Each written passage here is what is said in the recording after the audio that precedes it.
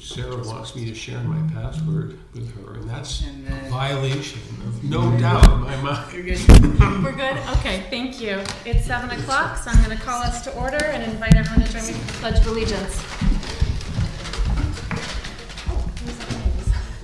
Pledge allegiance to the flag of the United States of America and to the republic for which it stands, one nation, under God, indivisible, with liberty and justice for all.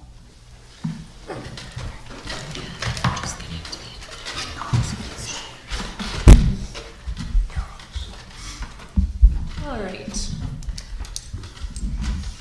Is there a motion to approve tonight's agenda? So moved. Thank you, Tim. Is there a second? Seconded. Thanks, Sarah. Any further discussion? All in favor? Aye. All right. Approval of consent agenda. This evening that only includes the approval of the July 11th, 2023 Board of Education regular meeting minutes. Is there a motion? Thank you, Meg. Is there a second? I'll second. Oh, thanks, Kim. Any further discussion? All in favor? Aye. Right. Audience of citizens. Is there anybody online who wishes to address the board this evening? There is none. Okay, thank you. Portland Public Schools Spotlight. And I believe this evening the spotlight is actually coming to us from CABE. Right. Meg, didn't you find this? We did send it. I sent it to you, and it was done as a promotion to encourage people to know what the Board of Ed does, and also anyone seeking to be elected to the Board of Ed. So it's kind of a double. It's a good video. And it's brief. And So it's we brief. thought, since we're in the summer, and we're keeping it light, that this is a good opportunity for us to feature this.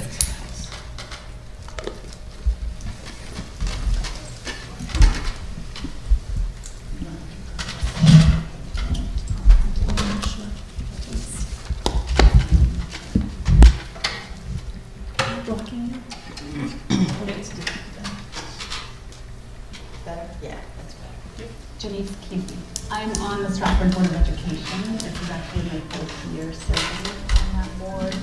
I'm also on the policy committee and the school planning committee. A little over 12 years. Currently, it's vice president, but I have served in the role of president, vice president, back down to vice president, served as finance chairman, and I've also served as chairman of long-range planning. I'm on the Cheshire Board of Education. I've been on there 14 years, since 2009. Currently serving as chair. I've been on there, served in every capacity, chair, vice chair, secretary. I work on every committee. These are just three of the many individuals across our state that have made a personal investment in shaping public education in our schools and our local communities. Well, if we get involved, nothing's going to change. And having a diverse membership on the board from various backgrounds, whether you have parents with kids in the school system, professionals, whether they bring finance background or business background, that helps evolve the school system. It's in my nature to be involved. I see a need and something compels me to step up and help. I can't see an issue that impacts so many lives and just sit back and wait for somebody else to step up. Education is the pillar of a community. It's an economic driver within the town. It definitely helps with the real estate. First thing people look at when they come into town, bring business to town, what is the strength of the education system? Each and every school board member plays a critical role to directly influence and shape the education system in their local community. The fact that they want to make a difference is a good starting place. Do it. Do it and get elected and study that role. But keep in mind who you're doing it for. Our districts have almost 7,000 children. That's who we're representing. They can't be at that table to make the decision. They're looking to us to speak on their behalf. You have to remember, it's public education. It's for the public, right? It's a better society. If someone feels that a certain topic's not being addressed, or I don't know, academics could be expanded, sitting home screaming about it is not getting anything done. But I think you'll find that once you're on the board, you now have a voice. You have the same things. You can debate folks, you bring ideas to the table, and move things forward.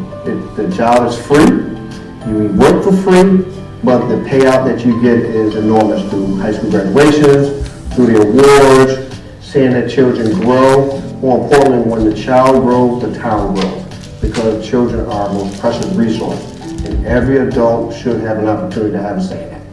Having a role in how you shape your entire community, I feel like is really a big takeaway. But yes, that's the part that lights me up. Yes. For more information on becoming a candidate for your Board of Education, reach out to your local town committee chairperson. You can also follow this link from the Connecticut Association of Boards of Education to learn more about what it means to serve as a board member.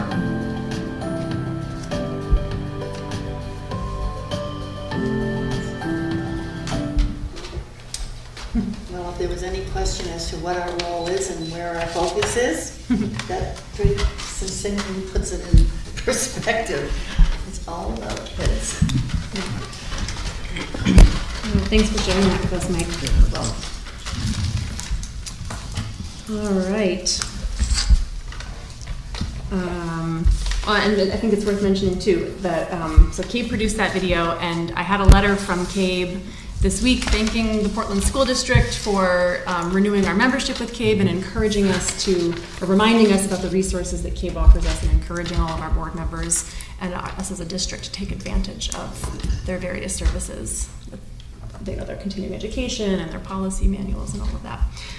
I know we do, and I know we will. Yeah, absolutely. All right. Do we have any student representatives with us this evening? Probably not. Nobody's online. Okay, all right. They're on summer vacation. Not too much of an update. I'm sure we'll see them in September. All right, communications and updates. Dr. Britton. All right, so all of my communications and updates I included in your Google Drive, but I will just point out a few of them. We've had few resignations. I want to recognize and thank some folks for their service. First, Ashley Petroria, who's a special education teacher at the high school. Wish her well. She's accepted a position in the Glastonbury Public Schools in 5th grade. So she wanted to spread her wings and move from high school to the elementary school level. I wish her all the best. She did a wonderful job for us, and she will be deeply missed. Brianna Paskowitz, who is our life skills teacher at the high school, she was only with us a short while. If you remember, we had a resignation in November, and Brianna joined us from Windsor Locks Public Schools halfway through the year. She's left us. She's gone into private practice, a private residential facility, and I certainly wish Brianna best of luck. She did a nice job for us while she was here. Amy Rains, this is another special education teacher at Gildersleeve. Amy has accepted a position in the Colchester Public Schools as a coach, right? So she's moving into more of a leadership position. This is a coaching position. She won't be case managing or teaching students directly, but she will be working with special education teachers in that district and coaching them, particularly in the use of CT SEDS, which we know an awful lot about. Amy was a wonderful part of our faculty. She's going to be missed, and we wish her well. And then finally, Jack Gassay. Jack was a French teacher here at the high school. He was part-time. He's found full-time employment in another district. So those 4 individuals have tendered their letters of resignation. They all left in good terms. I would certainly recommend them for any future employment, although most of them are employed already. Wish them all the best of luck. In terms of filling those vacancies at this point, how are we doing? We're doing really well. So Amy Rain's position, we have a candidate. Ashley's position filled today. Brianna's position, I have an interview, I think Thursday, with that candidate. Jack's position we're talking about. We have to take a look. French, finding a part-time French teacher is likely going to be very difficult. We're going to be exploring other options, including having some of our currently certified French teachers teach 6 sections and moving some of our upper-level French students into the virtual high school. So we're actually meeting about that tomorrow. So I'll have more of an update for everybody later on once we have sort of absorbed this and planned for it. Just a question, was Jack doing AP French? No, we don't have AP French. We don't have that anymore. Okay. French 4 and 5 is as high as we go. And Charles, that's making me remember that a community survey went out around languages. around high school language offerings at the high school this year to families, and we haven't really heard anything about that. I'm imagining that survey is not resulting in any direct changes this school year, No. but that we'll be hearing about it at some point for the future. Correct. Yeah. Yeah. And a lot of that too is also, one of the things we have to consider is, we don't have enough enrollment to maintain a full-time French position. And if we were to move past French, might there be sign language or some other foreign language that might be more attractive? So we're very much in the planning process and going to be considering those realities. I think that the resignation here of Jack might push up our timeline on some of those considerations, but that's something we've already started this year. We have some good data, and I think we're going to be bringing forward some interesting ideas. Thank you. Okay, I did include for you, Eric provided a summer update. Eric's on vacation this week, and it was a relatively light update for you, but he did give you an update on how the summer learning programs are going, and a lot of our planning this summer in terms of strategic looks ahead. So Eric included that report with you. Please take a look at it. If you have any questions, you're welcome to email him or save those for his next report come September. All right, we did receive on August 3rd a communication from the New England Association of Schools and Colleges. I included that in your folder. Our collaborative conference, which is the first of 2 visits that the NESNC does as part of the accreditation process for the high school, that is going to take place in October 2024. So we have a year to plan for it. The question was going to be whether it was either going to be this spring or next fall. It's next fall. I think that's better. It gives us all next year and next summer to plan for that. And Kate's already set up, and as you know, you approved as part of our stipend some NESNC committee chairs, and the high school has a lot of work to do, but they're well prepared for it. Kate is very familiar with the process. I'm pretty familiar with it now as I've been on a site visit. It's a very healthy thing for schools to do. So you'll be hearing a lot about the NESNC as we bring forward some plans for next year, and the years to come. Is certainly maintaining that accreditation is essential for us, and I have no reason to think that we will have any problem doing so. Great. All right. Also included in your packet, I attended some webinars and seminars with CAPS, Connecticut Association of Public School Superintendents. CAPS and CAPE is a very important organization for us to stay a part of. This is the full legislative update. As you know, it was a very active legislative session. The news media was reporting out in drips and drabs a lot of the considerations of it. I gave you all of the materials that CAPS shared with the superintendents, and I just want to point out a couple to you. Certainly one of the most important ones for us is we have now a snapshot of this year's, next year's, and the year after that's ECS funding.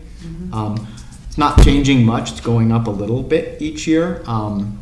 This was one of the things, as we know, we've been looking at lots. They were redesigning that formula, and many districts were in a position where they were going to be losing funding. By passing the legislation the way they did, they held harmless all districts, and we are seeing a slight increase over those coming years. So that's important for us to be aware of, both for this year's budget and for the development of next year and the year after's budget. So I included that. You can see where Portland is and every district in the state. I thought you would find that interesting. We also have lots of other things to unpack.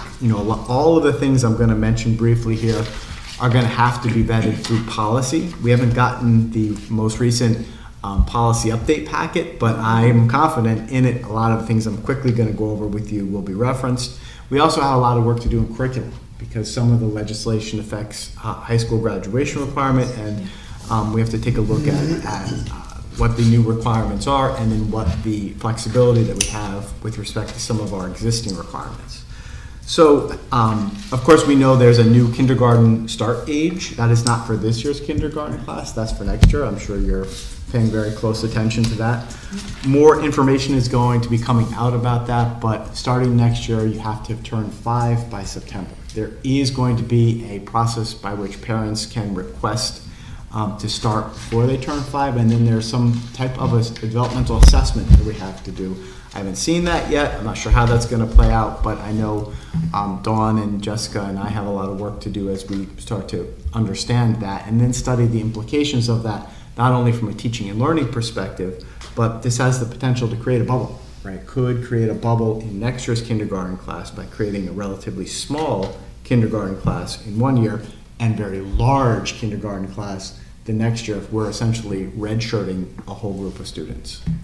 Which we are. Yeah, so that would be something that we're going to have to look at and study. And we're not alone. This is a state law, so. Charles, Let's correct work me on if I'm wrong, but it seems like, so yes, there'll be, we can anticipate a dip in kindergarten enrollment next year, but the 12-month, eligibility shifts forward, so I don't know that we're necessarily going to see a jump the following year. Where I'm concerned about a jump is with Preschool? preschool. Yeah, if we're, we've got a certain population of students who are receiving special education services and now are no longer eligible to access kindergarten, are we going to see a bubble with preschool next year? Has the potential to do both. Create the bubble in preschool, but don't forget preschool isn't universal. It's not all Right. Portland families are eligible for it. So there may be some students who are saying you can't start kindergarten, then they're going to go to private pre-K, which would create a bubble in our private pre-K Right. throughout town. But then the year after, they are going to start. So we might see a kindergarten class size next year of 60 to 70, a larger pre-K need, both throughout the community and at Valley View, Yeah. and the year after, potentially a pre-K class of 120, with all of those students starting now closer to age 6. So correct me if I'm wrong, but do preschool students, by age, are not necessarily matriculated into kindergarten because they've now reached the age of 5. Sometimes they spend another year in pre-K because they don't have the skills or the developmental ability to go to kindergarten. Is that true? Well, that would be a function of PPT Of team and PPT and development of Vital IEPs. Force, Yep, exactly. potentially, right. So, Okay. but for the most part, students who aren't receiving specialized services, Right. their start dates for kindergarten are determined by chronological By age. chronological, right. And where it will impact as well is your birth to 3 students. For sure. You have the potential to have those kiddos for 3 full school years. Right. So as I say many times when I'm advocating for staffing, you're really 3 grade levels in preschool. You've got your 3-year-olds, That's your 4-year-olds, and now you have that Some 5-year-old. Some So 5-year-olds. 3 grade levels you're trying to squeeze into 1 grade. So that will definitely have an impact on your IEP population. For sure. Sure. Yeah. And I did include a memo from the state Department of Education, kind of giving us a preview of what's to come. But we've got a year to plan for it, and I expect we'll be receiving a lot more detailed guidance over the coming months.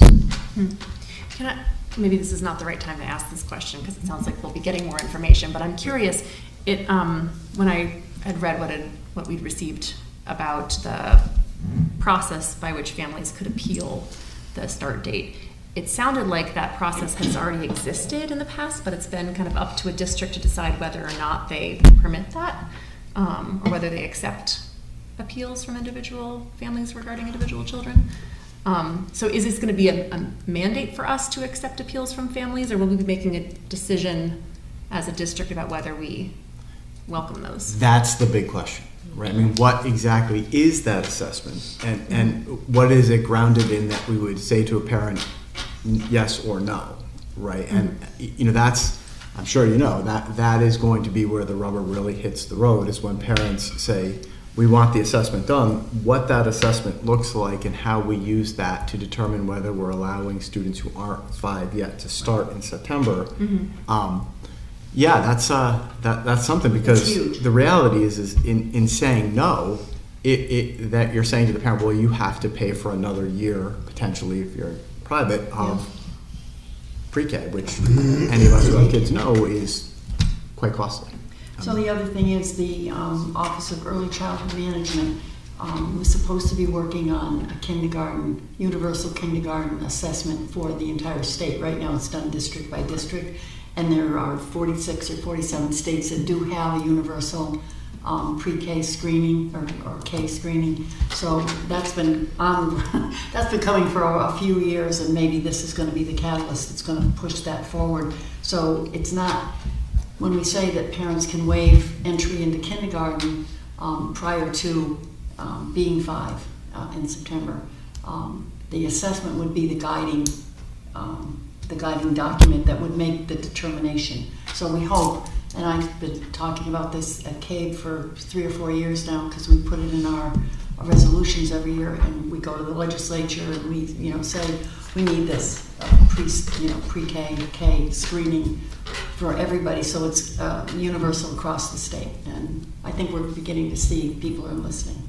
So. Yeah, and what this is going to show up in is policy and regulations around that, which include citations for that assessment. Right. And I'm also curious as to whether this is going to push us even closer towards universal pre-K. Yeah. Right? Mm-hmm. That may be some of the outcomes of this. Yeah. More to come. Mm-hmm. Other big ones that are in there is, you've probably heard there is now a new graduation requirement for students with this incoming freshman class. They have to have a credit in financial literacy. And they've also changed the number of graduation requirements. So this is something both policy and curriculum is going to have to take a look at. Kate's already very much on it, and Eric are very much on it. We're in consultation with certification requirements, when the course can be offered, in terms of the 4-year program. So more to come on that too, for sure.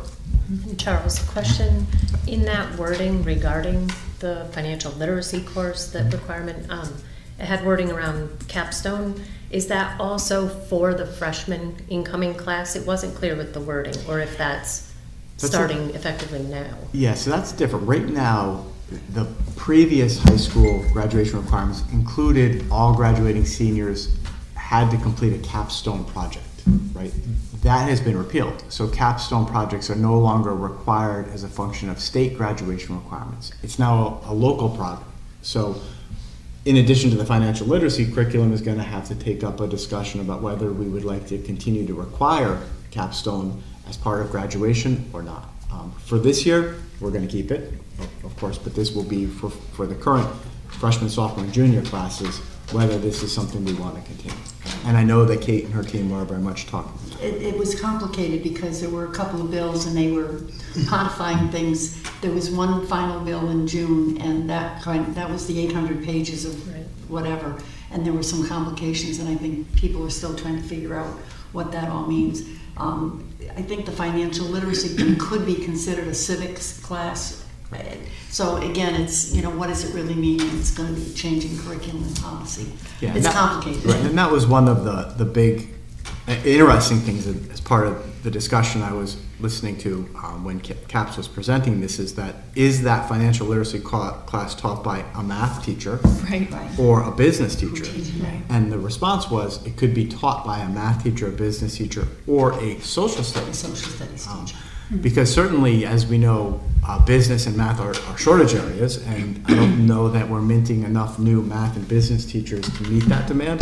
But that social studies could also be a certification area that could teach it. I think would make it way more doable. Mm-hmm. Yeah.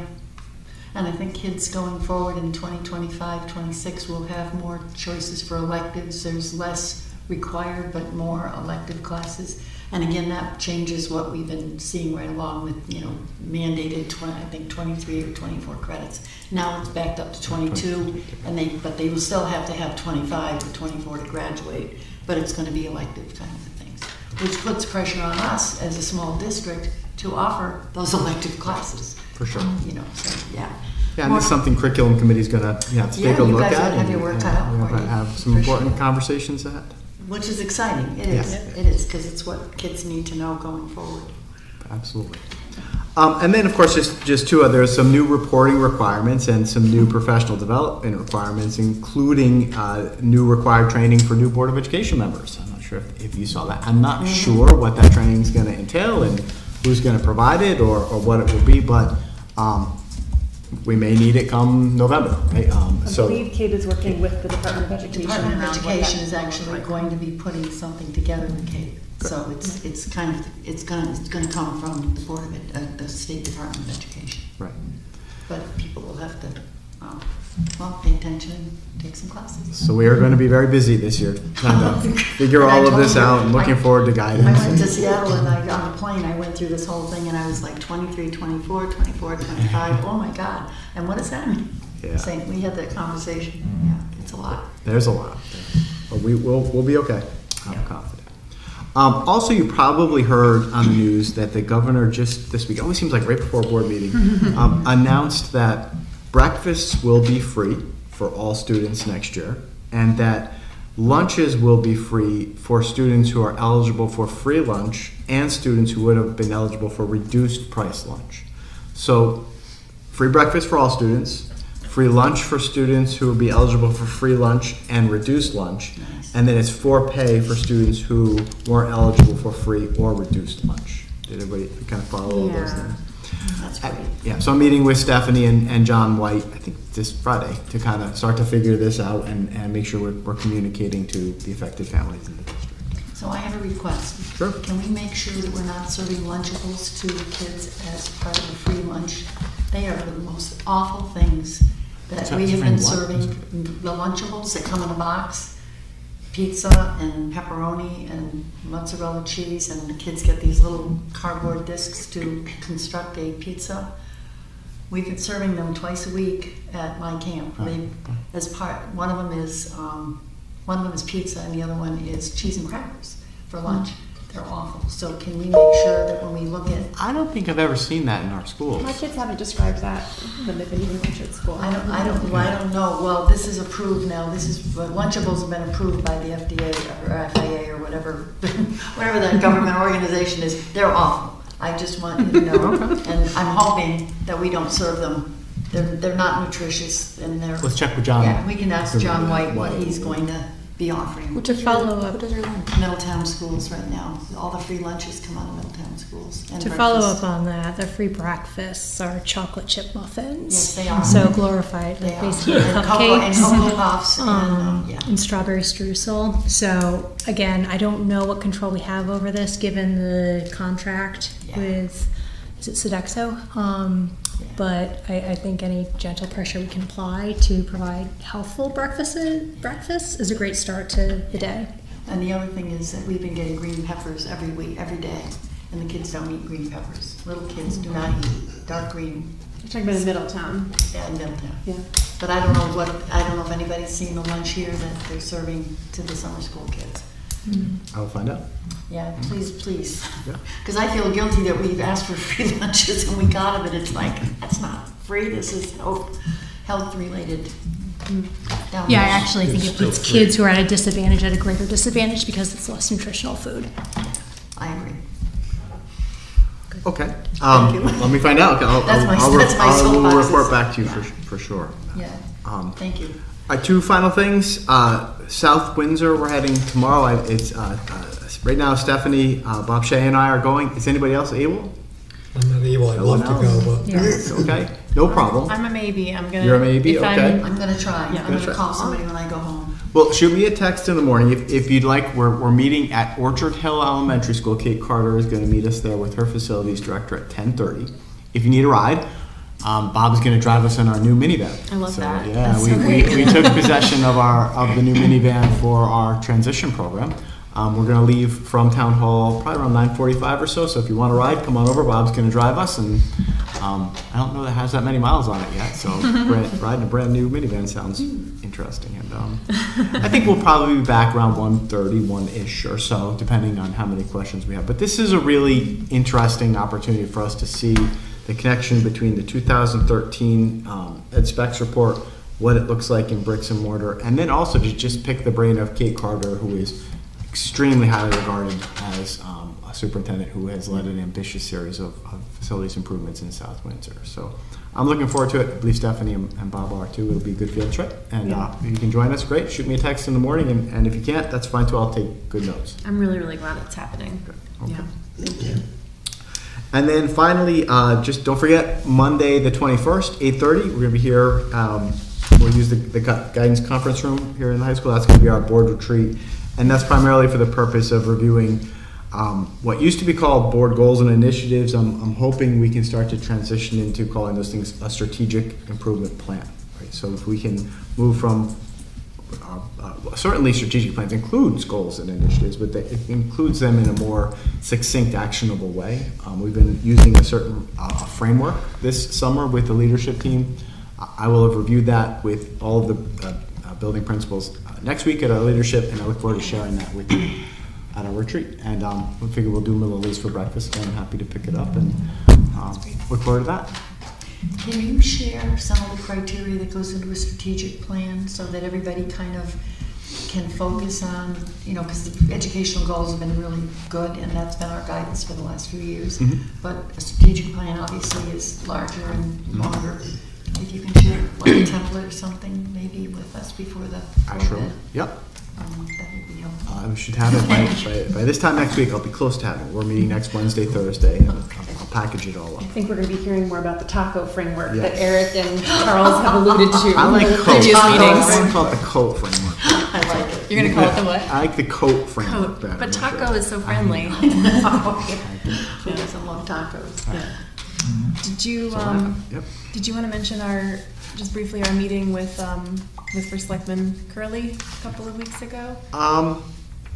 Yeah, do you want an update on that? It was just that the Board of Selectmen was going to discuss the facilities improvement plan. Is it 2 weeks ago now? They did They discuss did discuss it, about right. 3 weeks ago. 3 They weeks were going ago. to discuss it a week ago, but that meeting was canceled. Correct. So the first discussion wasn't fully vetted out because there were some Board of Selectmen members who weren't able to be there. They did talk about it briefly, but they also put it on the agenda for last week's meeting. But unfortunately, last week's meeting was canceled because there wasn't a quorum. It's on the agenda again for the 16th. So we did have a nice conversation with Ryan about it. Some really good ideas, not the least of which was an additional effort to get feedback from the community. Right? A lot of the feedback that we've gotten already were, some community members came to the focus groups, but to be completely honest, those were primarily teachers and school stakeholders. I think that there needs to be a greater outreach to people who aren't as connected to the schools, and I think it's a good idea. So whether that comes in the form of surveys or focus groups, I know that Ryan's taken a look at that, and I am looking forward to both the conversation on the 16th, I'll be there, and some follow-up data gathering exercises that will help round out some considerations about what is palatable for the community. Yeah, and I think what is worth mentioning too in our meeting with Ryan, and again with the first Board of Selectmen meeting back in July, that Ryan mentioned to the Board of Selectmen was that he was ready to talk with the Board of Selectmen about putting together a committee to look at what could happen with schools that are no longer in use as schools. And he specifically talked about not only looking at what could happen with Gildersleeve, but taking into consideration what might happen with Brownstone if we're no longer a school, and looking at some of our other town facilities as well to kind of get the full picture about facility use and facility need in Portland. And the Board of Selectmen sounded receptive to that in the meeting. So it sounded like in their next August meeting there might be some action there. So yeah, it was a good meeting, and I got the feeling, both from our meeting with Ryan and from the Board of Selectmen meeting that we've got good partners, that the Board of Education, the Board of Selectmen, that we are going to be able to work together in a collaborative way. And yeah, I was going to save my comments for the board comment section, but I'm getting a little bit different sense from him. I've talked to him a couple of times, and I'm getting a feeling that there's more what ifs that we don't have answers to, but nobody's looking for those answers, and there's more ambiguity, and they're just infusing all this questionability into the process, and it feels like they don't want to move forward. I keep saying, it's going to be $40 million, $50 million, we're going to do this and that. It just feels like there's a lot of obstacles being presented and concerns me. Now, I read the minutes from that meeting that you were in, and everyone, the selectmen, had some what if and want to know this and want to know that. And he mentioned the survey to me too. And I mean, God forbid we send out a survey while having some answers. Because first thing somebody's going to get is, shall we close one school or two schools? Well, I don't know. What are you going to do with them? We got to have some answers if we send out a survey. Or some recommendations, not answers. But it just feels to me it's going sideways. And I hope maybe on the 16th I'll be I'll get some comfort and maybe some of the discussions and moving forward, because right now it's been a couple months and nothing's moved forward. Yeah, I hope so too. And I guess what I would say is that was the Board of Selectmen's first time having a conversation about that. And like us, we've had 2 or 3 conversations at this point, and we've all had lots of questions.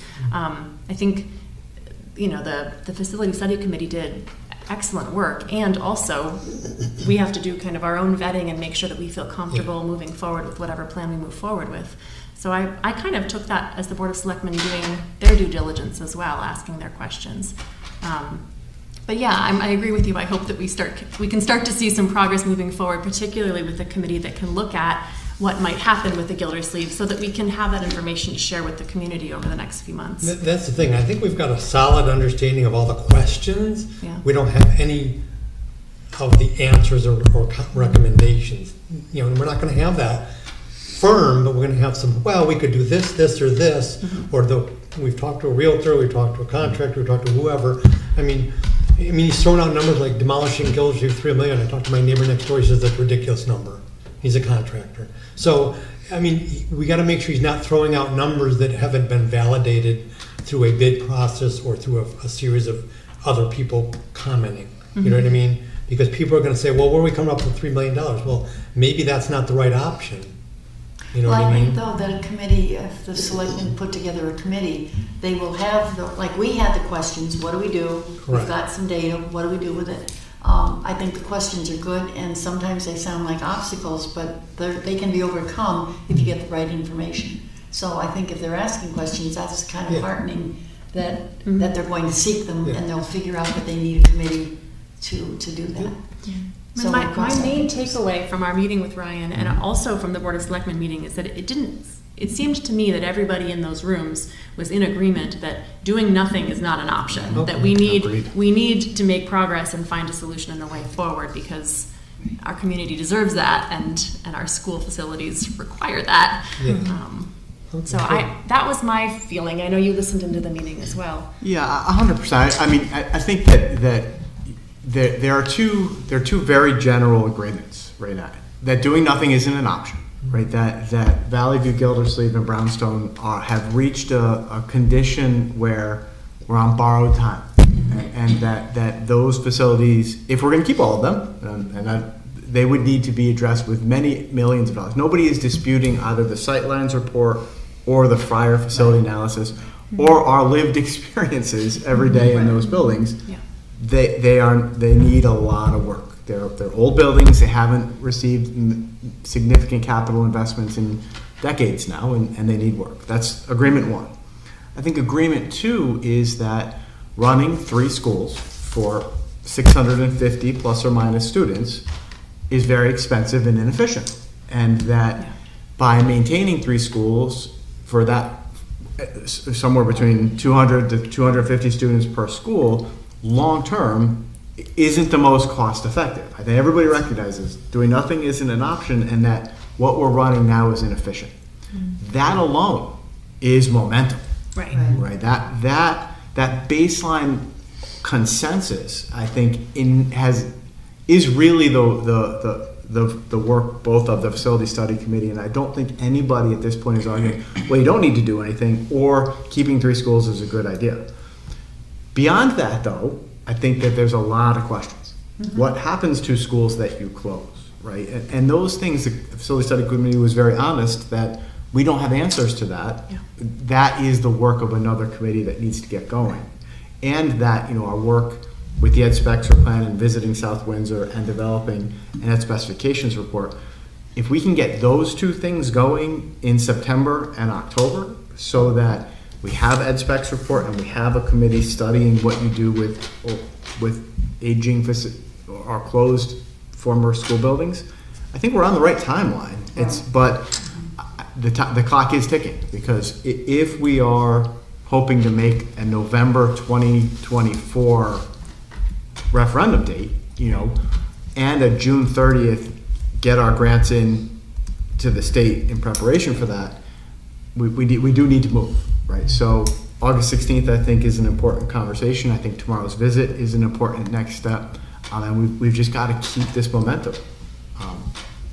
Do you get the sense that the feeling was that the community was in agreement with those 2 agreements as well? Because I have heard, and not from a lot of people, but I have heard the "why don't we just fix what we have" kind of thing, and talked back about the fact about the reimbursement from the state and kind of what that means for and kind of had that kind of conversation. So I'm not saying I've talked with a lot of people, but I have heard that kind of argument. Like, why are we looking to? So do you think the community needs to know that? I don't know. I'm just curious when the Board of Selectmen is saying we need more input from the community. Are they feeling like we need that input to get to the point that you just said, Charles, about like this? Because I do think the Board of Selectmen and the Board of Ed, I think we are all kind of in agreement with those two. I think the facility study committee determined we could repair. Yeah. It was 28 million, now it's probably 38 million, and we may not get all the stuff. The chain of command, or supply chain may not provide everything on a timely basis, but we would still have 3 old buildings. Yeah, and I we think would that still just have a needs to small just- number of students that we're now supporting in 3 old buildings. So I think we concluded that while that was where we started, that was where the original board facility study committee started. When we went to the town facility study committee, we determined that was not going to be an option because that would just provide us with more old schools that we would still be repairing. But I think that's probably an interesting thing that maybe got lost in translation when we were talking to the community members who might say, let's just fix them and keep, it's like the old car. Let's keep patching it together because it's great, it looks great, it runs great.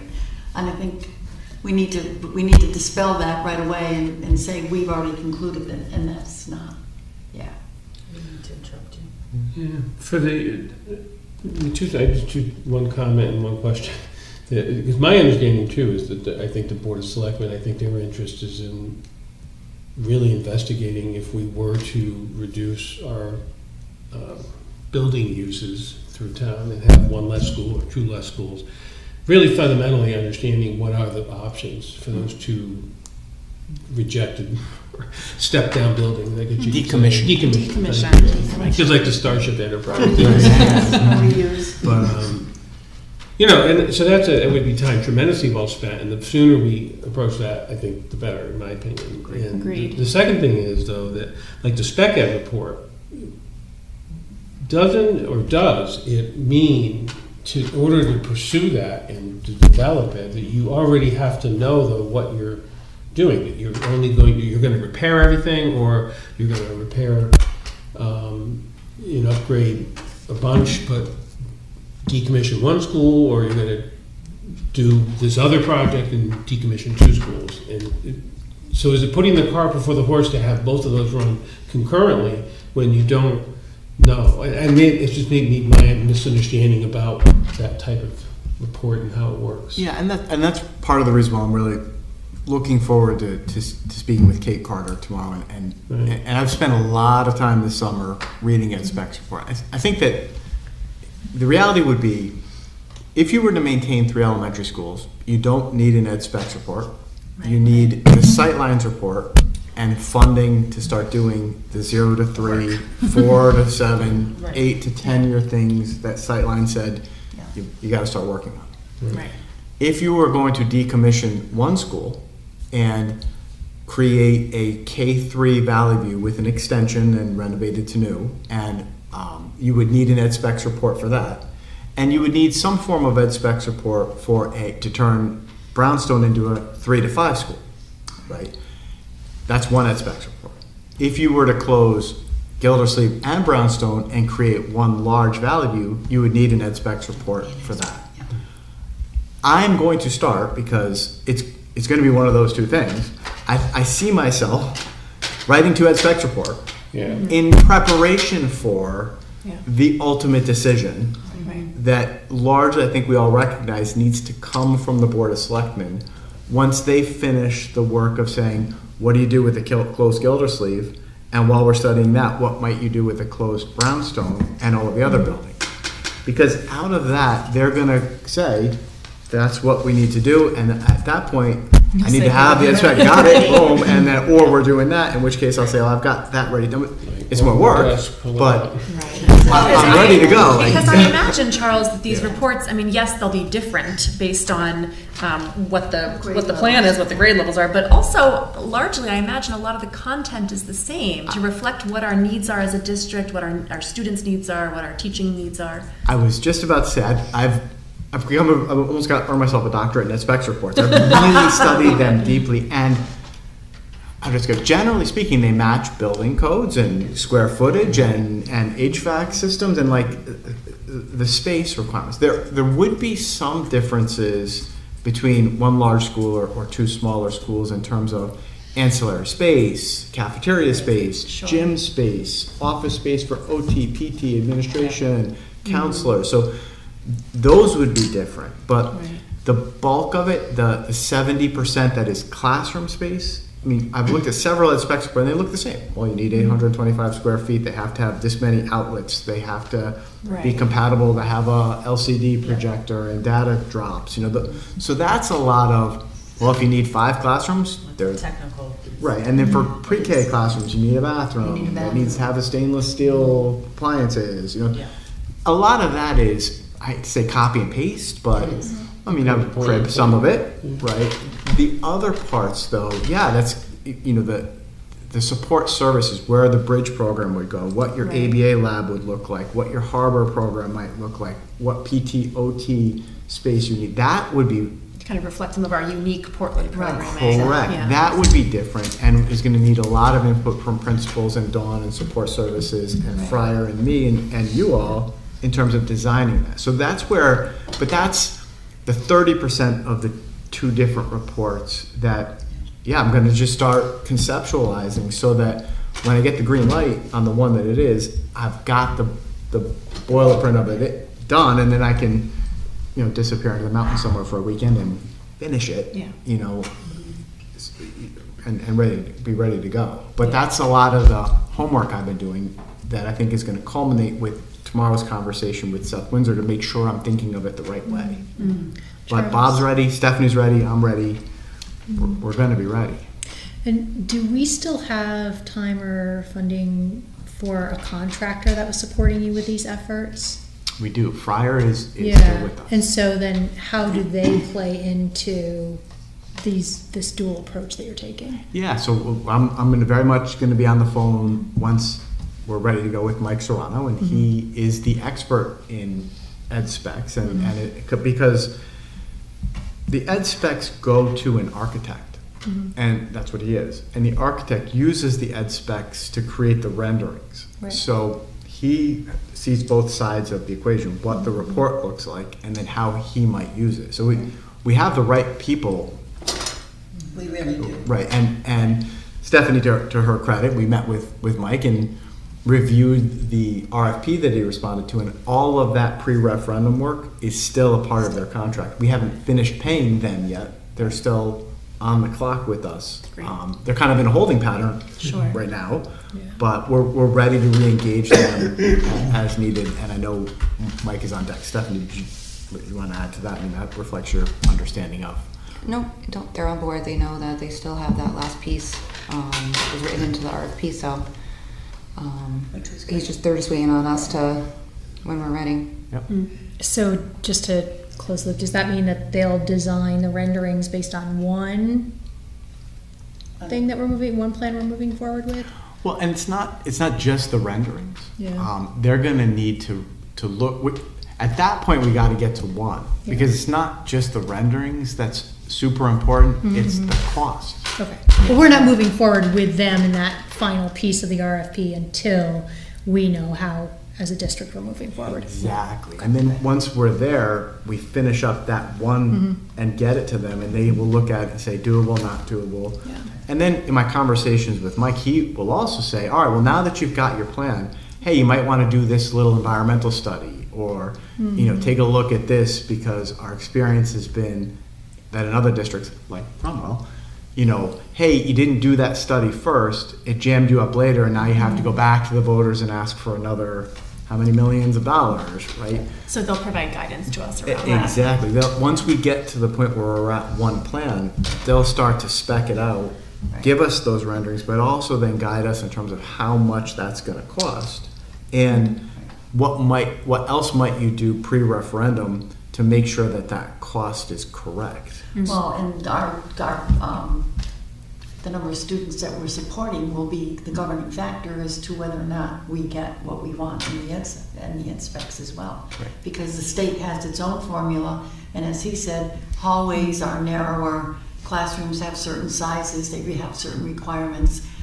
You can build anything you want if you want to pay for it, basically. And you'll see some districts with more money, add elaborate libraries and drone laboratories and all kinds of wonderful things, which we're going for basics, I think. I mean, I think that's really what we want to make sure we have adequate space for everybody, classes and whatnot, but it's going to be governed by the number of students that we're going to support. Sure. In 2 schools. Because we want to maximize our reimbursement And we from want the to, state. right, and be smart. that's the other caveat. Yeah, and I mean, if we look at some of our charter schools, they have waterfalls in them, Oh, right? my I mean, gosh, yeah, I don't think we're going to go there. We're going to, create the space that is appropriate, but also not We're over going the to have top. a beautiful I mean, school or 2 schools, but it won't be institutional, but it'll be what we can afford and what we can get reimbursed for. Yeah, it's exciting. I mean, it is. It's, it is. So I have a question, a thought, and I don't know at what point in the process, like I'm looking at Cromwell's building project website. I feel, to Dave's point about that $3 million number getting thrown out, sooner than later, having some sort of a page, and right now it could be very basic, 1 page. Here's where Portland is in this process. Here's the situation. Valley View has this many students, this grades, and talk about, and it would be this much money to make the corrections or the fixes that we need. So something that could just be if people out in the community start talking, they're like, well, I heard they're going to spend $100 million on this. And Some clear, accurate go information. to this site, and it will have just basics, and then it gets built and has presentations and meeting minutes and committees and later. But for now, to just have basic information that can clear up any misconceptions. Yeah, and again, I agree. If you go to the Portland Public Schools website, a video of my presentation in the auditorium 6 weeks ago, 8 weeks ago now, the report and the podcast are there. Certainly people can see that now, and that report with the many links. I mean, I get it, it's a That's long so much. report. I'm just thinking, Kim's point is really good, Charles. Yeah, I mean, it's your part of the presentation was excellent to the Board of Selectmen and Board of Education, but it was an hour long. Correct. Community members aren't going to want to watch that in order to get their answers. Yeah, I think part of what you're describing and what I think is an important next step, I just don't know. I don't know at what point, whether it's while we're still in this very much, we need other committees figuring this out. At some point, once a plan starts to, come into greater focus, marketing, right? I think what you're talking about is, hey, here's why. And what's interesting to me as you say that, part of the reason why our committee decided not to do a survey, right, was because focus groups gave us the opportunity to explain and get answers, right? And that's why, Stacey, when you said, some people in the community are like, well, why don't we just keep the 3 schools? It's worked. Why break it? Well, okay, but that's a great question. If you sat in a room and I explained to you that the cost of that is $32 million with no state reimbursement, versus leveraging $32 million with a 52% reimbursement from the state to get you $70 million, which would you prefer then? Right. Very quickly the light bulbs go and go, oh yeah, I don't love Gildersleeve that much. Right. Oh yeah, and then it's all the savings you realize in operations and administration. Yeah, that's kind of how the conversation goes. Right, versus a survey that would say, Likert scale, should we close a school? Well, no, but there's not, you don't have enough background, which was part of why we did the focus groups versus the Google form or survey thing, and that's hard, and I know that I know Ryan has been looking at some firms that come do that kind of census and feedback out in the community. It's not cheap, right? Because you can't just blast out on social media, what do you think of this? It has to come with some education and information first so people can give you an informed opinion. Right. To Kim's point, if you just added like a facilities tab in the header menu and then moved all those 4 boxes from the bottom of the landing page to that own page, I think it just gets the message out there ahead of the undercurrent that we're beginning There's to hear. something there, right? Yeah, I think that's all great ideas, and yeah, without question, I can certainly do that. And then, yes, there has to be at some point in this process a big marketing, web pages, flyers, mailings, that's when we finally yard have signs. There's going to need to be some real political action to influence people. And that's what you're seeing at Cromwell. I know that's what you've lived through, right? I mean, how many yard signs did you go by? I think we're hopefully gonna be moving into that phase of the process. But I would agree with Kim and Stacy that even before we get to the point where we are ready to, full steam ahead market a plan. I think there could be value in making sure that we're on, at least through the Portland Schools website, providing some accurate information about where we are now. Yep. You could Here's even start something. I don't mean to interrupt you. You could even start something where you collaborate and put information, and then when you start the marketing, you could even with a flyer throw a QR code on it, scan the QR code, and it pops you into this website where it's starting to get built, and it has all the information. It's got notes. It's got facts. FAQs. This is where we are. Like a timeline. And the beauty of that is that there would be enough there with the video of your report and the presentation for the person who wants to take the deeper dive. But for somebody who's looking for, I just want to know the facts real quick, bullet points or visuals to make it, to at least get some accurate information out there in an accessible place. Probably most parents with kids in schools don't even know the total number of kids that are in each building. I mean, so even just basic information, I would hope that we would not be looking to stick it to the Board of Selectmen and make our timeline look like, well, we got this far and we're not getting any further because. So I want to be careful how we word it and how it's presented. But for sure, we could put a broad, generic kind of timeline together. The marketing is going to be the critical part of it. It's branding. It's branding a campaign. It's having a campaign. It's having champions within the community who will get on board. Not just board members, not just school teachers, but everybody that can support whatever the plan is as it goes forward. And that's the success that anybody that has webinars and conferences that I've been to. Kim, is that on the Cromwell website? Cromwell Public Schools? Yeah. Interesting. You can get there from there. Right. All I did was Google Cromwell Middle School Building Committee, and then it came up. So it's a site that has a link as well on the Cromwell page. And theirs is, like I said, very built up at this point, but just all I'm thinking is Valley View, this many students would cost this much to do the fixes that need done, And I think highlighting what we just discussed, which is here are the two things that we all kind of agree on, which is, here's why, here's why we're not looking to maintain these 3 buildings, because we want to maximize the state reimbursement and because, everything we've just discussed. Right. Yeah, let me take a look. I think it's a great idea. Yeah. We can do that for sure. Yeah, I like it. Yeah, I think that's a really well-made point, and it could be very useful and a good place to point people for facts. Are there additional questions for Charles about that? I know we kind of got into it a little bit, but I thought it was important that we kind of acknowledge that had happened. If there's anything else from anybody? Nope. All right. Well then, Charles, thank you for your updates, and Stephanie. So before I talk about the financial report, I just want to touch upon, just because Meg, you brought it up, with the lunch program.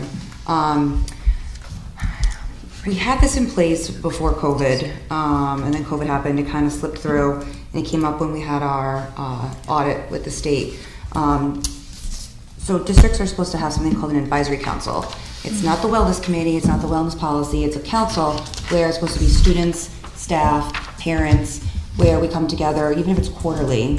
And I would set it up and have to set it up and talk to John White. And it's where they would talk about the menu and what the likes are, what the dislikes are, just the suggestions you were saying, is there other options? I know I think they're limited to what they can and can't purchase, and, you know, they go to a drop-down box, and this is what's available to them, so if the strudel's the only thing that's there, you know what I mean? So I think there's limitations when we have a food service management company.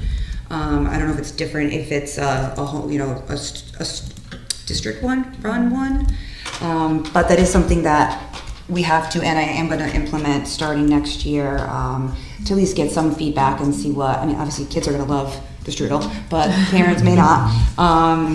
So that I just wanted to, just because you mentioned it, just throw that out there, that at some point, starting next year, that will come into fruition. Before I talk about this current year, I'm still not ready to close out the end of the year and talk about that yet. That'll be in my quarterly report in September.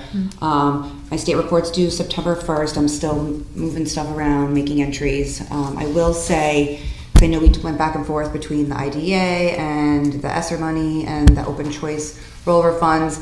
I can say, at least to those pieces, IDEA, I only had to go in 57% of the current year, which is only about 7% more than what we normally do. So it was about an extra $26,000. And I tried to pick specific things that made sense. So we still have a good amount left of that. The open choice, that 25,000 we had, I was able to carry over 20,000. And I only used about 5,000. I'm sorry, reverse. I used 20,000 and I carried over 5 from our discussion with the stipends and what was needed and what was allowable under what those funds could be used for.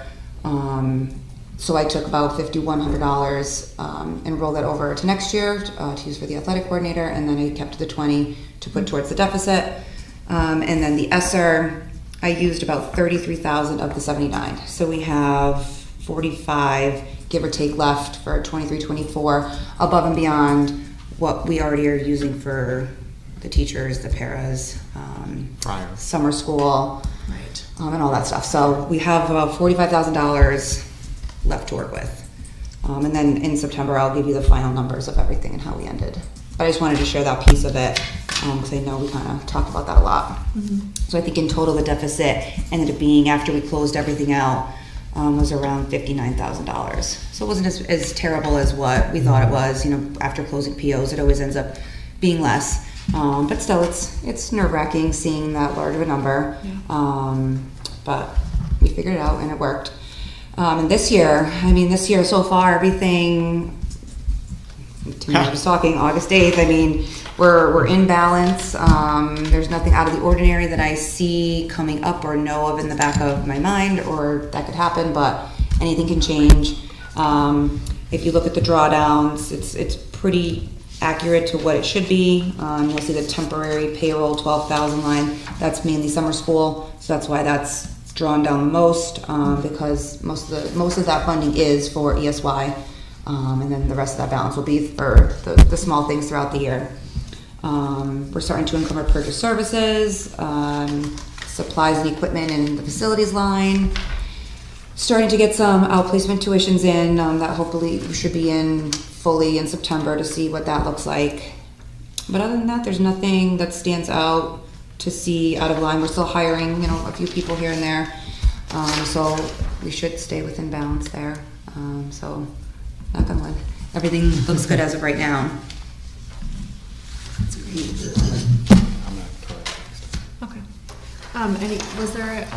Were we successful in, as you're talking about our hiring, were we successful in hiring a special education position at the high school at the level that we were discussing? Today? Yes, we had one today. You hired today. The new new position. Yes, done. Yep. That was successful. Yep. Great. Yeah, we're doing well with that. Reviews and whatever's up with the IDA, we're good. Yeah, okay. Yep, we're in good shape. Great. Yeah, I'm looking forward to introducing them to you too. Yeah. We'll have the new teacher orientation, and I'll have their bios for you at the September report. But nice group of educators coming on board. That's great.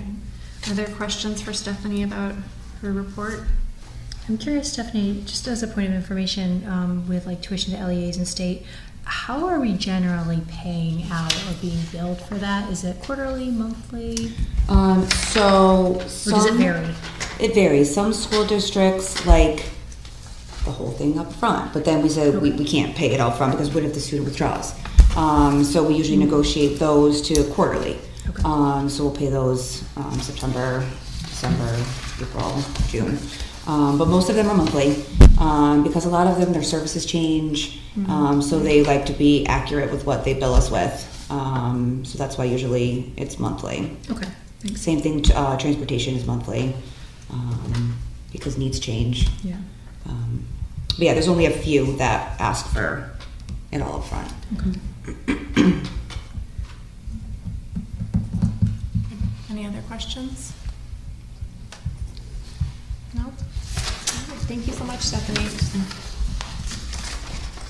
All right, that brings us to new business. And the only item to discuss this evening is up there, professional leave of absence request. This is for a student teaching placement. I will, with Kayla, I'll get to her letter here.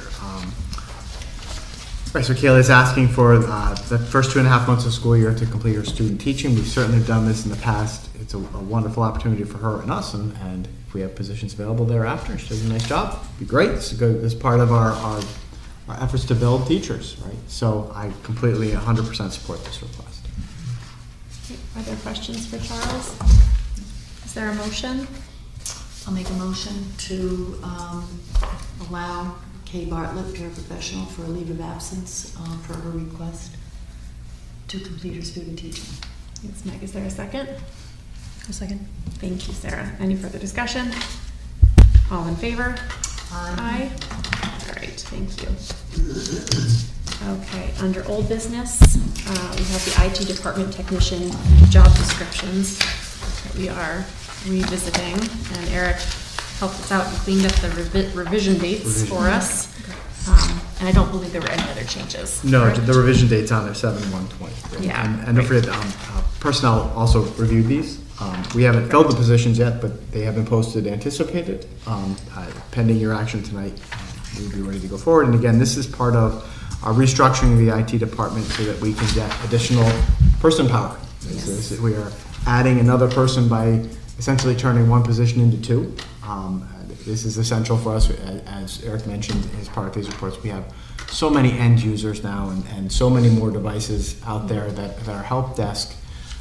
We want timely response. When people put in a help desk ticket, we want to make sure that whether it's a student, a parent, or a teacher, we want to get those devices serviced. So this is a good plan. I'm excited about it. Yeah. Are there any questions for Charles about these job descriptions? If not, I think we should probably take them one at a time. But is there a motion to approve the technology technician level 1 job description? Thanks, Tim. Is there a second? I'll second. Thank you, Stacy. Any further discussion? All in favor? Aye. All right. It's unanimous. And is there a motion to approve the technology technician level 2 job description? Make a motion. Thanks, Sarah. Is there a second? Thanks, Tim. Any further discussion? All in favor? Aye. Aye. All right. Thanks. It's good to have that checked off our list. All right. So that concludes our old business, and next up we have committee reports. Curriculum has not met for a couple of months. We will meet. I think next week is the scheduled meeting, which I won't be able to attend, but I think you all should move forward and meet, and I'll get filled in after. So you'll have to report back to us in September. Policy. Meets on the 23rd. We met the day after our last Board of Education meeting, and we had a good meeting looking at our material selection policy, and thank you to Alicia Millard, the library and media specialist here at the secondary schools, who was able to join us and gave us some feedback on the CABE model policy, as well as shared some resources with us and some other policies that she had looked at. So I think we're going to be picking up with that when we meet in 2 weeks. That's correct. And we also are anticipating a lengthy policy. update. Yeah, Yeah. that'll be a big one. Yeah. All right.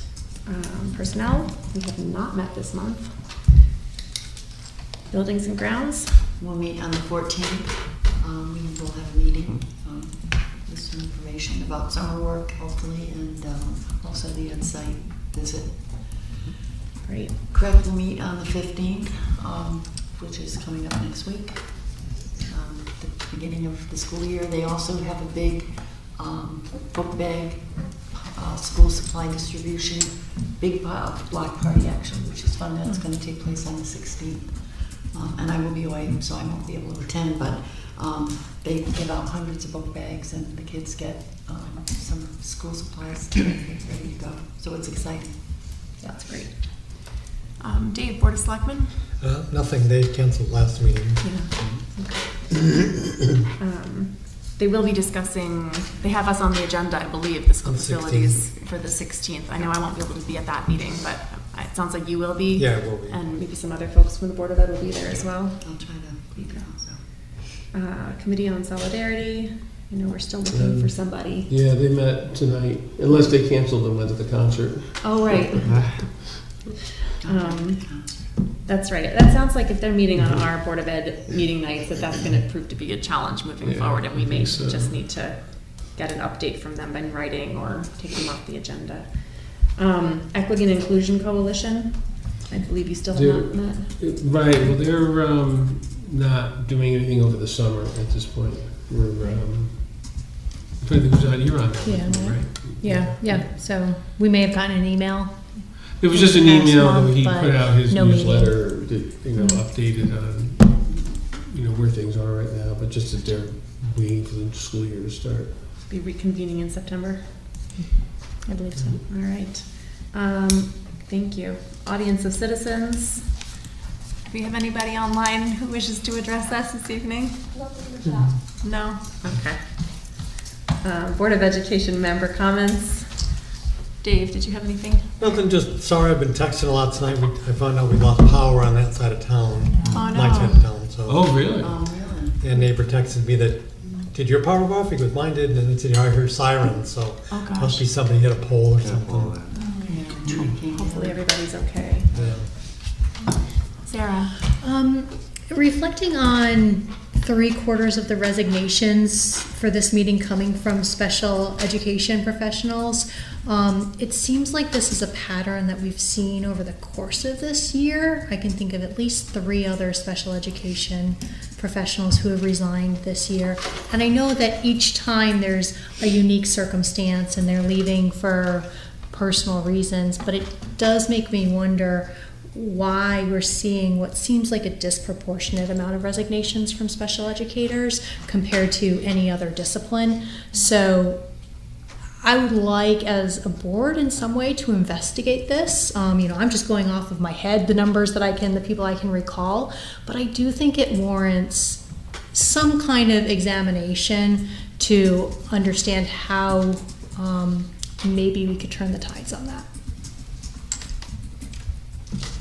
Want me to comment? I could. Yeah, sure. I would certainly. I would say that all of the special education teachers, except for one, that have resigned this year, I've had exit interviews with. And by the way, exit interviews are a wonderful practice. It's a great opportunity for me to get unfiltered feedback. I will tell you that the individuals who are leaving have done so, I believe, for one of 3 reasons, which is pretty consistent with most people who leave. Mm-hmm. One, in some cases, significantly more money. Mm-hmm. One number I heard was $40,000 more. One number I heard was $20,000 more. Those are things that we have to be aware of. We have to be aware of as part of our contract negotiations and where other districts are placing people on steps, and that special education teachers are worth their weight in gold these days, and districts are willing to move them up very quickly to the highest step and recognize previous professional experience that maybe we didn't when they were placed on step here in Portland. That's the big one. Mm-hmm. The other one is people move, for reasons of professional growth. One individual I know has left because she's taking a position as a coach and is looking forward. I've heard she will certainly, I expect, miss the casework and working directly with students. The opportunities to have a new role in the profession and coach other professionals and also decide from there whether career advancements into educational leadership is an opportunity. That is something. And then, of course, the other ones I often hear would be proximity, right? Where I live and what's closer to home. Whether people moved out of the shoreline or, closer away. What I think the concern would be is if part of those exit interviews I was hearing anything about climate and culture or things that were happening here that might be influencing people's decisions to whether to make commitments here in Portland. Now, I will say, in complete fairness, across the board in the entire state of Connecticut, special education last year was rough. Special education has been incredibly difficult for, I'm married to a special education teacher. CT SEDS was dramatic influence on climate and culture, right? There are other ones, caseloads, how many special education teachers you have.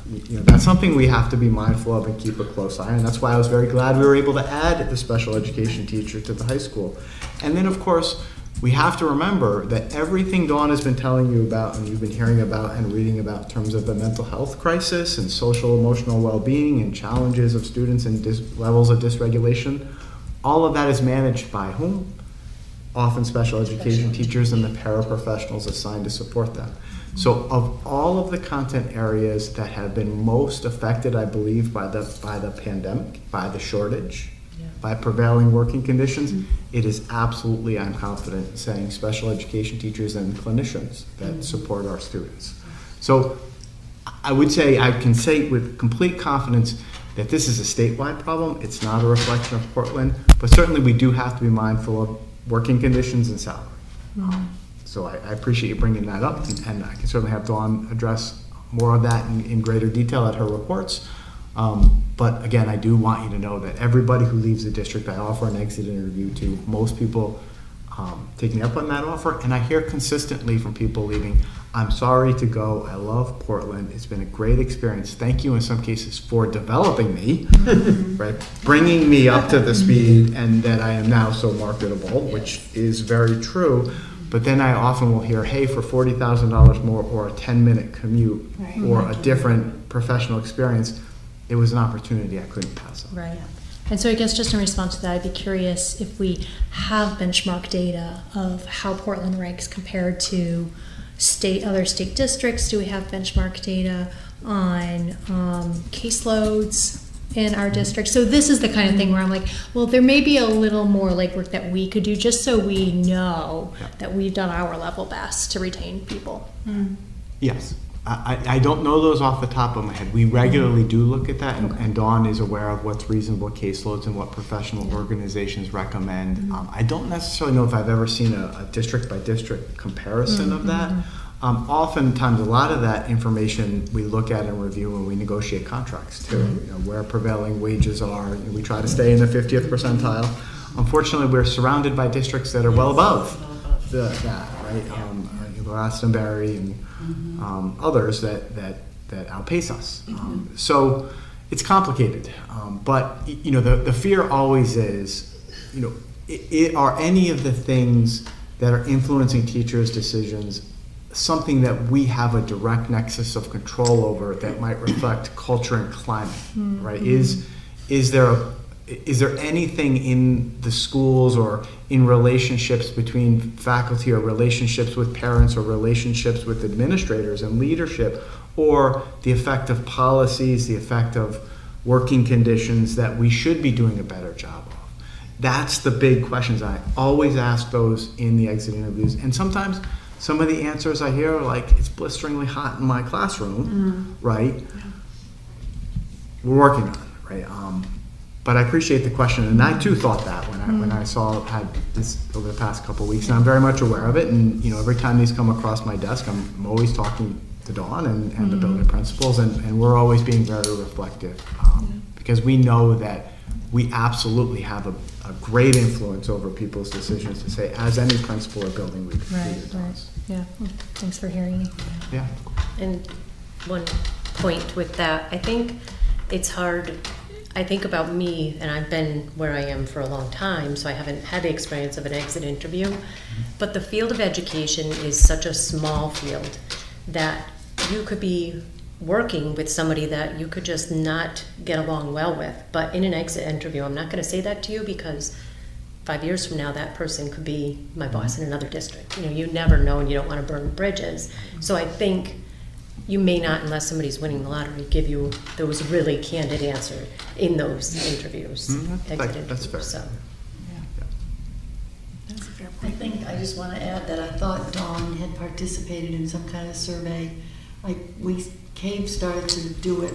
This was 2 years ago, and I think I don't recall all of the criteria, but it might have been, you know, number of people who were in the district and the caseloads and things like that. I'll ask at CAVE and see if there's any data available. But I know that districts with more money than we, and the smaller districts are even suffering in more in a more real way, not being able to afford to find special ed teachers. They will up the ante and pay more to attract them, and they do it because they can. And it's not poaching, it's the kind of the school bus driver syndrome that we went through a couple of years ago when people were offering sign-on bonuses and things like that. Special ed teachers, as Charles said, are old, and we're not producing enough of them right now. And it's a field that, I mean, if we look at the number of special ed people and also the consultants that come from the community health center, that is probably the largest department in our district, is all of the support staff that deals with the mental health and the special ed and all of those services. So it is. It's been hard. It is. We've been through some challenging times. Yeah. And again, I just go back to, you know, the disproportionately special education teachers, paraprofessionals, and our clinicians have really absorbed the brunt of some really difficult experiences that resulted from the national traumas we've been through over the past 3 years. It's getting better, right? We're getting better, and I'm looking forward to this year. I think we're getting back. Each year since that shutdown had its own challenges, but I'm seeing a pathway here. Yeah, there's hope. Kim, did you have additional comments? Thank you. Okay. Stacy. No additional comments, just to say it's very, very parallel. Everything Charles said, very parallel to the nursing shortage and crisis in healthcare. It's so, the words out of your mouth were exactly the words out. You know, when it comes to retention and, you know, what other things can you try to do. But when you think about the upheaval, and I work for a large healthcare system, but, you know, even we can't not compete with some of the salaries that are out there and pulling, but some people are just leaving the profession. So I think teachers, nurses, it's a very similar, stressful, like there's just so much, there's burnout. And so I'm glad to hear that people are leaving under those circumstances, that they're not leaving the profession, that there are growth opportunities. Yes, it is hard sometimes to turn down the state of affairs, so I appreciate all the efforts.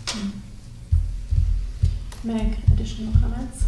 No, I just want to thank Charles for all the due diligence that he does every day, and keeping the district afloat, and Stephanie as well. I'm looking forward to this year. I think it's another good year to have stability and moving forward. It's an exciting time. I look forward to the fall. Yeah. Tim, any I'm comments? good. Melissa, yeah. Okay. I'll just say that I'm looking forward to our board retreat on the 21st, and looking forward to kind of diving into our goals and our strategic planning process and doing that with you all. So that, and just to acknowledge the excitement that teacher letters arrived yesterday, and so there is like the whole district is buzzing. Kids are very excited. I think that that's the beginning of building the back to school excitement. Power School parent portals are coming. Yeah. It is. It's a great time of year. So yeah, thank you all, and we do not have any need for executive session this evening, so if there is a motion to adjourn, I would happily accept that. I will make that. Thanks, Meg. Is there a second? I will second. Thank you, Stacy. Okay. All in favor? Okay. Aye. All right. Everybody have a good evening.